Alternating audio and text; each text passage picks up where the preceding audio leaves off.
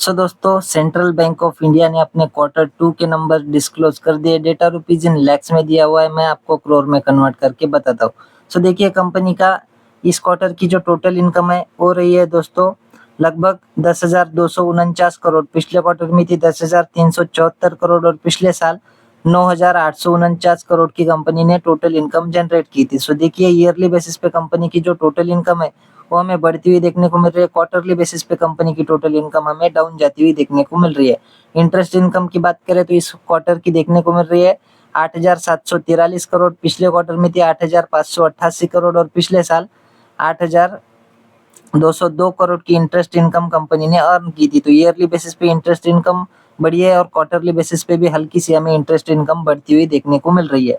बात करें कंपनी के टोटल खर्चों की, सो कंपनी ने इस क्वार्टर में लगभग 8,464 करोड़ के खर्चे किए, जबकि पिछले क्वार्टर में 8,070 करोड़ के खर्चे किए थे और पिछले साल 7,684 करोड़ के खर्चे कंपनी ने किए थे। तो ईयरली खर्चे बढ़े और क्वार्टरली भी कंपनी के खर्चे हमें बढ़ते हुए देखने को मिल रहे हैं। कंपनी के ऑपरेटिंग प्रॉफिट की बात करें तो इस क्वार्टर का है लगभग 1,785 करोड़। पिछले क्वार्टर में था 2,303 करोड़ और पिछले साल 2,164 करोड़ का कंपनी ने ऑपरेटिंग प्रॉफिट जनरेट किया था। तो ईयरली क्वार्टरली कंपनी का ऑपरेटिंग प्रॉफिट भी हमें घटता हुआ देखने को मिल रहा है।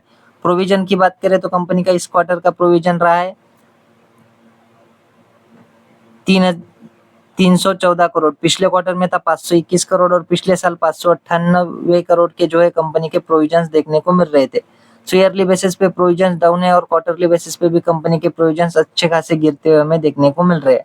बात करें कंपनी के नेट प्रॉफिट की, सो कंपनी का इस क्वार्टर का नेट प्रॉफिट है दोस्तों 121 करोड़। 1,212 करोड़। पिछले क्वार्टर में था 1,168 करोड़ और पिछले साल 912 करोड़ का कंपनी ने नेट प्रॉफिट जनरेट किया था। तो ईयरली बेसिस पे शानदार प्रॉफिट बढ़ा है और क्वार्टरली बेसिस पे भी हल्का सा कंपनी का नेट प्रॉफिट हमें बढ़ता हुआ देखने को मिल रहा है।